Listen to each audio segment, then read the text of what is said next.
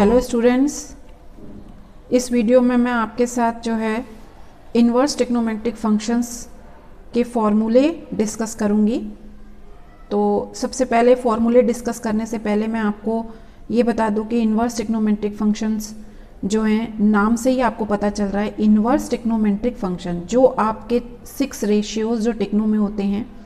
कौन कौन से आपके 6 रेशियो हैं? साइन है, कॉस है, टैन है, ठीक है, कॉसक है, ठीक, फिर आपका सेक हो गया और कॉट हो गया। ओके, तो ये 6 रेशियो जब इनको आप इन्वर्स में लेते हो तो आपको क्या मिलता है? Inverse trigonometric function. और सबसे मस्ट चीज़ है कि इन्वर्स कोई भी फंक्शन इन्वर्टिबल होता है या तो वो आपका क्या होना चाहिए, 1 1 होना चाहिए, ठीक है। 1 1 आप लोगों ने फर्स्ट चैप्टर में पढ़ा होगा, 1 1 मैपिंग, और ये तो 1 1 होगा या वो फंक्शन, और क्या होना चाहिए? ऑन टू होना चाहिए। ओके, तो कोई भी फंक्शन इन्वर्टिबल तभी होता है। तो अभी देखो, जब हम लोग यहाँ पे साइन 30 डिग्री की अगर हम वैल्यू लेते हैं तो वो क्या आती है आपकी? 1/2। ओके, इसी तरीके से अगर मैं साइन 45 डिग्री की वैल्यू लूँ तो वो आएगी आपकी 1/√2। साइन 60 डिग्री की वैल्यू ये होती है आपकी √3/2। साइन 90 डिग्री अगर आप लेते हो, ठीक, तो वो होता है आपका 1। अभी हमको क्या होता था कि ट्रिग्नोमेट्रिक फंक्शन में आप क्या करते थे? इन्वर्स नहीं, ट्रिग्नोमेट्रिक फंक्शन में आप क्या है, आपको एंगल जो है दिए होते थे। आप साइन 30 डिग्री की ये जो आपको वैल्यू मिलती थी वो उस फंक्शन की क्या होती थी? रेंज होती थी ट्रिग्नोमेट्रिक रेशियो की। ओके, लेकिन अब जस्ट इसका जो है क्या हो गया आपका रेसिप्रोकल में अगर आप लेते हो, जैसे देखिए, मान लो आपको sine theta is equal to आपको दिया हुआ है एक्स। ओके, जब आप साइन को इधर लेके जाओगे तो ये इन्वर्स में हो जाएगा, then theta is equal to हो जाएगा आपका साइन इन्वर्स एक्स। इसी तरीके से अगर मान लो आपको cos theta is equal to x दिया हुआ है, then theta is equal to हो जाएगा आपका क्या? Cos inverse x. ठीक, अब यहीं पे अगर मैं ये लिख दूं 60 degree is equal to sine √3/2। अब एंगल जो हो जाएंगे वो उसके क्या हो गए? रेंज हो गए, और ये आपका क्या हो गया? डोमेन। ठीक, आपने जब फंक्शंस पढ़े होंगे तो इसमें एक डोमेन होता है और एक क्या होता है आपका? को डोमेन होता है। इसको पहले समझ लीजिए। तो को डोमेन में क्या है? जैसे मान लो तुम्हें कोई भी एक फंक्शन दिया हुआ है, कोई भी फंक्शन दिया है, मान लो 2x+1 करके दिया हुआ है। ओके, तो जब आप यहाँ पे, और x जो है वो किसको बिलोंग कर रहा है? अगर रियल नंबर को बिलोंग कर रहा है, ठीक है, तो यहाँ पे जब आप 1 रखते हो देन f1 जो होगा इट इज इक्वल टू क्या हो जाएगा? 2 × 1 + 1 यानी कि 3 के इक्वल में। तो 1 की इमेज यहाँ पे क्या हो जाती थी? 3। ओके, इसी तरीके से जब आप f2 निकालोगे तो आपका क्या आ जाएगा? 5। तो 2 की इमेज आपकी क्या आ गई? 5। ओके, तो यहाँ पे आप देखो कि इसकी इमेज ये बन रही है, तो ये 1 1 मैपिंग हो गया ना आपका। तो इसी तरीके से यहाँ पे आपका जस्ट साइन में क्या है? साइन इन्वर्स, जितने भी इन्वर्स फंक्शन आपके होते हैं उसमें क्या आपको वैल्यू दी होगी और उसके एंगल जो होंगे जस्ट इसका उल्टा। इन्वर्स फंक्शन में हम क्या लेते थे? इन्वर्स फंक्शन में अगर ये डोमेन है, ठीक है, तो ये आपका क्या होता था? को डोमेन, ठीक है। और इन्वर्स में क्या होगा? ये डोमेन हो जाएगा और ये इसकी क्या हो जाएगी? रेंज हो जाएगी। ओके, तो हम किसी भी फंक्शंस का, ट्रिग्नोमेट्रिक फंक्शन का, हम उसको कॉम्पैक्ट करके उसके एक रिस्ट्रिक्शन लगा देते हैं कि भाई -1 से 1 इंटरवल में जो है ये इन्वर्टिबल है। जो भी फंक्शन आप अभी मैं वो भी डिस्कस करती हूँ। तो मतलब इनके बीच में आपका जो है वो क्या है? इन्वर्स फंक्शन है। तो इन्वर्स फंक्शन में हम क्या करते हैं कि रेंज और डोमेन को जो है हम क्या कर लेंगे? एक मतलब उसको रिस्ट्रिक्ट कर देंगे, और उसमें आपका जो ट्रिग्नोमेट्रिक फंक्शन होता है वो क्या आ जाता है? 1 1 भी आ जाता है और ऑन टू भी आ जाता है। ओके, अब स्टूडेंट्स आपको जो है जितने भी इन्वर्स फंक्शन, भाई ट्रिग्नोमेट्री के फंक्शन आपके y is equal to sine inverse x, ये साइन इन्वर्स एक्स कैसे हुआ? अगर मान लीजिए आपका यहाँ पे sine y is equal to अगर x दिया हुआ है, देन आप साइन को इधर ले गए, then y is equal to क्या हो गया आपका साइन इनवर्स x हो गया, है ना। तो मैं ये आपको कुछ फंक्शंस के जो है 6 फंक्शंस के डोमेन और रेंज बता रही हूँ, जिससे कि आपको ये आप अगर लर्न कर लोगे तो आराम से जो इसकी प्रिंसिपल वैल्यूज़ वगैरह आप बहुत आराम से जो इसके निकाल सकते हो। तो कैसे, हाउ टू लर्न, आप किस तरीके से इसको लर्न करोगे, जैसे मैंने अभी आपको बताया कि जस्ट उसका जो को डोमेन होता है वो उसका डोमेन बन जाता है, कोई भी इन्वर्स फंक्शन होता है, और जो उसकी एंगल था वो आपका क्या बन गया था, रेंज बन गई। ओके, तो इसमें देखिए जैसे y इज इक्वल टू अगर आपको साइन इनवर्स x है तो इसकी डोमेन क्या होगी, नंबर में आपका क्लोज ब्रैकेट, ये क्या होता है आपका क्लोज ब्रैकेट। तो क्लोज ब्रैकेट का मतलब तो आप लोगों को पता ही होगा, -1 से 1, यानी क्लोज ब्रैकेट में ये एंड पॉइंट्स जो होते हैं इनको भी हम लेते हैं, ये वैल्यू भी हम रख लेते हैं, और इनके बीच में आने वाली जितनी भी वैल्यू जैसे 1/2 हो गई, 1/3 हो गई, तो इस तरीके से आप इसकी वैल्यू भी ले लोगे।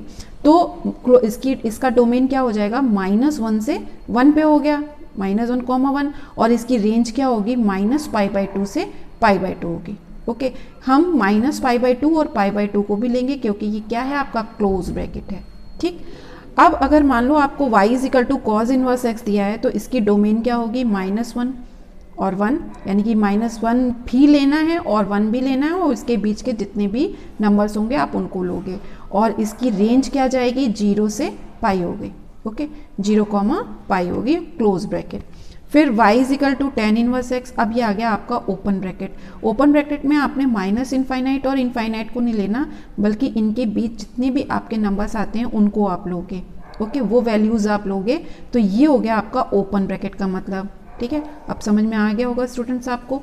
ये भी आपका ओपन ब्रैकेट में जाएगा, -π/2 से π/2।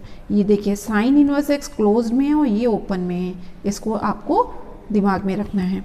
ठीक, फिर y इज इक्वल टू है cot inverse x। Cot inverse x में भी आपका ओपन ब्रैकेट, ये देखिए दोनों में ओपन ब्रैकेट चलेगा, -∞, इनफाइनाइट, सारे नंबर्स आप लोगे -∞ और इनफाइनाइट को छोड़ के, और यहाँ पे भी आप 0 और पाई को छोड़ के इनके बीच के सारे एंगल्स आप ले लोगे।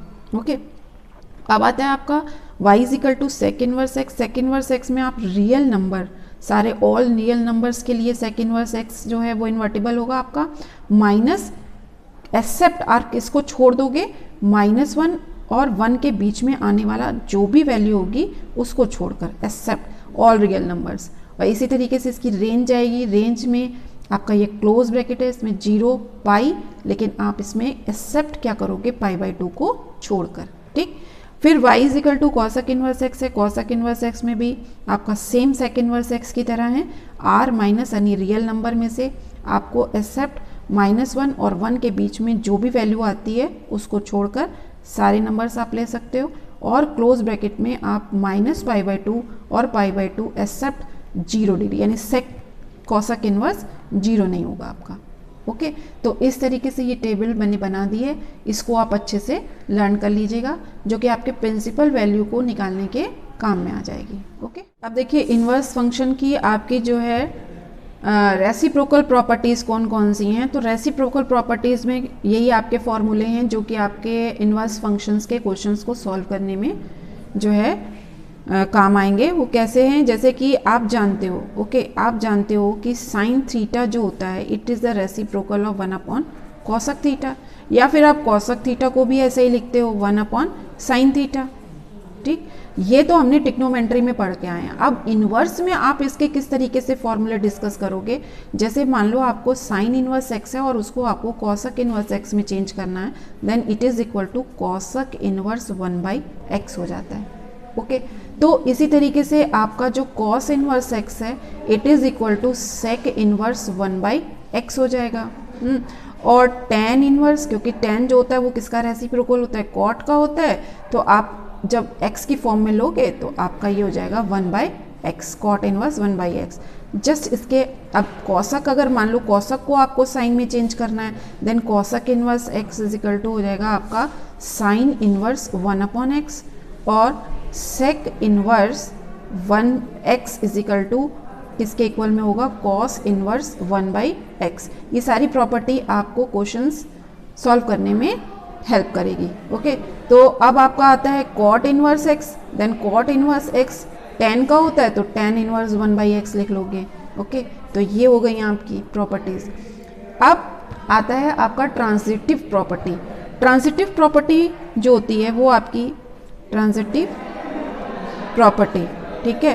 तो ट्रांजिटिव प्रॉपर्टी में आपका कैसे क्या लोगे, जैसे आप जानते हो कि साइन इनवर्स अगर साइन थीटा दिया हुआ है then it is equal to theta, ठीक है। फिर आपका कॉस इनवर्स कॉस थीटा जो होगा वो किसके इक्वल में होगा, थीटा के इक्वल में, है ना।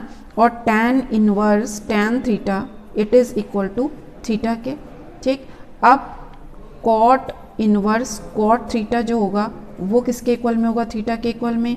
सेक inverse sec theta is equal to theta के इक्वल में, या फिर cosec inverse cosec theta is equal to theta के इक्वल में। ओके, तो इस तरीके से आप चेंज कर सकते हो ट्रांजिटिव प्रॉपर्टी लगा करके।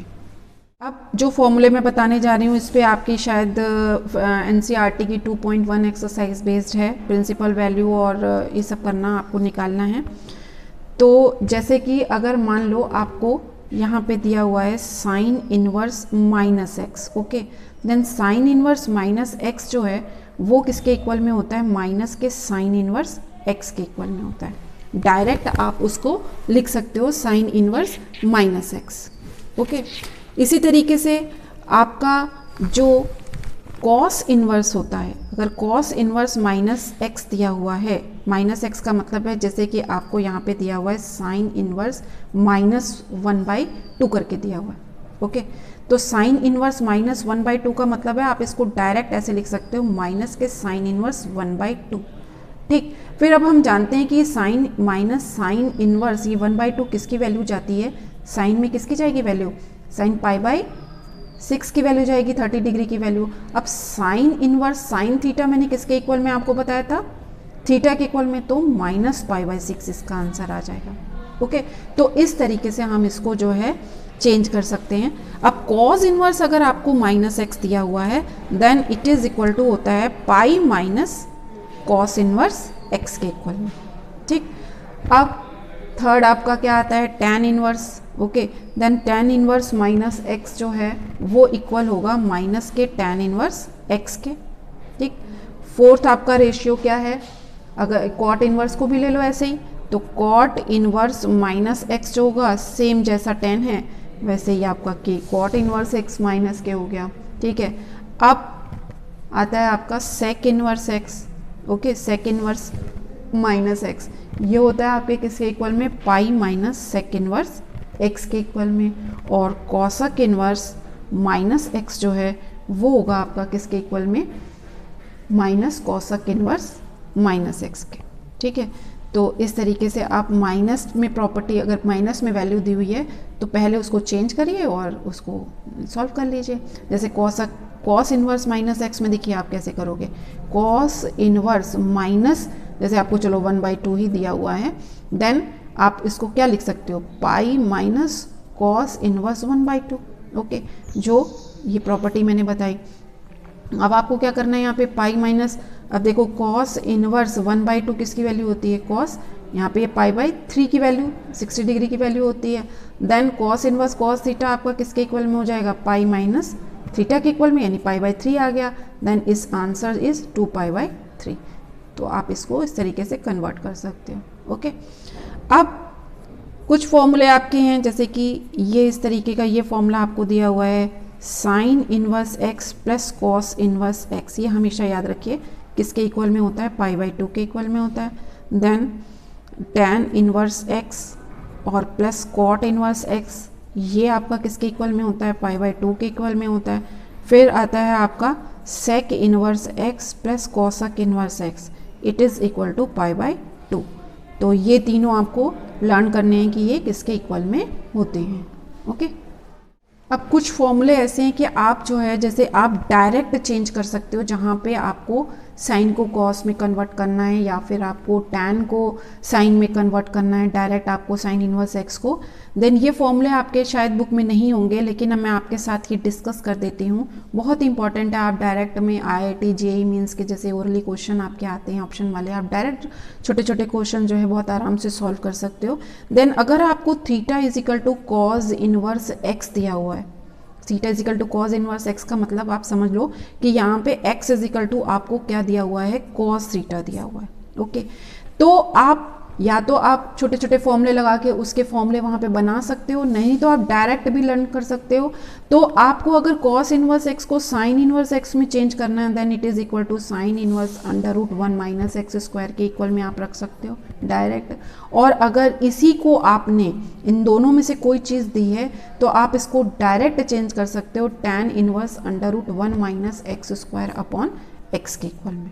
ओके, इसी तरीके से आपको अगर theta is equal to tan inverse x करके दिया हुआ है, देन आप उसी को किस में कन्वर्ट करना है, मान लो आपको डायरेक्ट साइन में चेंज करना है, then it is equal to sine inverse x upon under root 1 plus x square हो गया। ठीक है, या फिर इसी को आपने कॉस इनवर्स में चेंज करना है तो आप डायरेक्ट लिख सकते हो 1 upon under root 1 plus x square. Okay, अब जैसे आपके साइन ए प्लस बी और कॉज ए प्लस बी के फॉर्मूले आपने टेक्नोमेंट्री में पढ़े थे, ठीक इसी तरीके से आपके इन्वर्स के भी फॉर्मूले जाते हैं। तो इन्वर्स टेक्नोमेंट्री में आपके जो फॉर्मूले जाएंगे, जैसे कि मान लो आपको फर्स्ट फॉर्मूला मैं आपको टैन पे डिस्कस करती हूँ। जैसे मान लो tan inverse x plus tan inverse y करके दिया हुआ है, देन आप इसका फॉर्मूला क्या रखोगे, tan inverse x plus y upon 1 minus x y, where x y is less than 1 है यहाँ पे। ठीक है, अब नेक्स्ट आपका जैसे tan a माइनस बी का फॉर्मूला था, इसी तरीके से tan inverse x minus tan inverse y का आप डायरेक्ट फॉर्मूला यहाँ पे अप्लाई कर सकते हो। It is equal to tan inverse x minus y upon 1 plus x Y.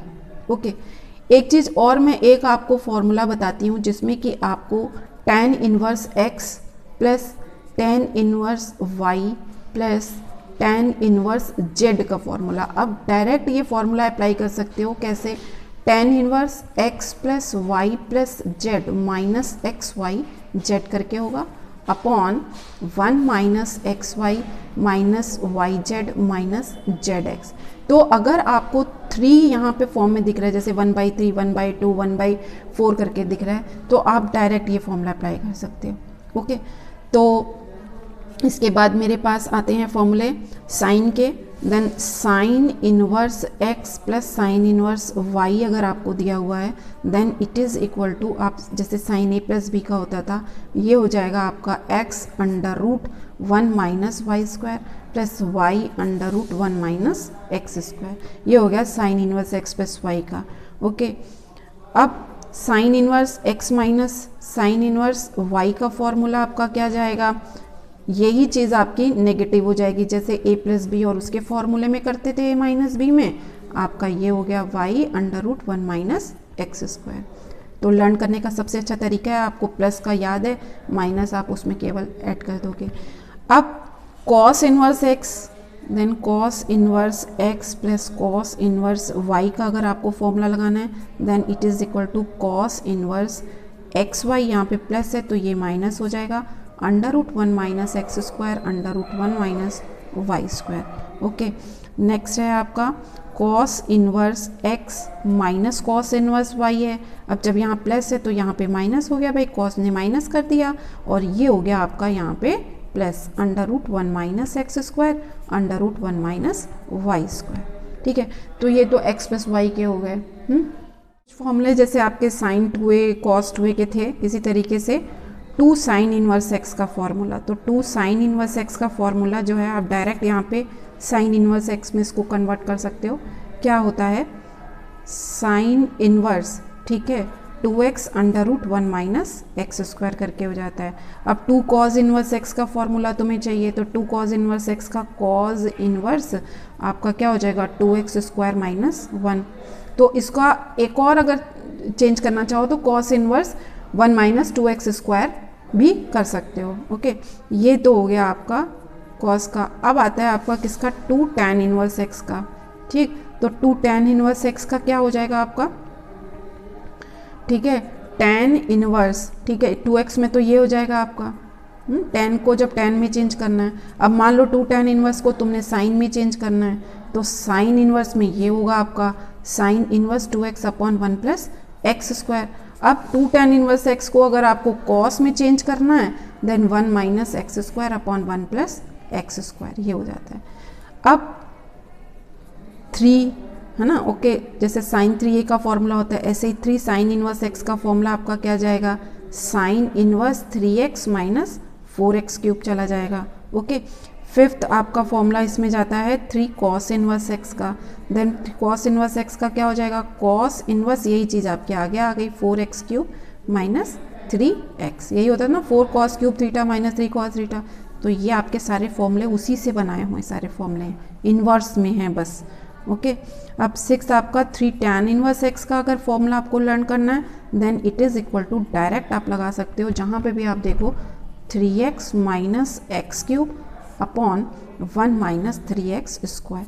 तो जैसे टिग्नोमेट्री आपकी में फॉर्मूले आपके लिए मस्ट हैं, तो ये फॉर्मूले भी आपके लिए मस्ट हैं। आप फॉर्मूले लर्न करिए अच्छे से, जिससे कि आप अपनी इनवर्स टिग्नोमेट्री के क्वेश्चंस जो हैं with the help of this formulas आप बहुत अच्छे से जो है उसको सॉल्व कर सकते हो। ओके स्टूडेंट्स, तो आपको मेरे ख्याल से सब समझ में आया ही होगा, तो इसको आप लर्न करिएगा।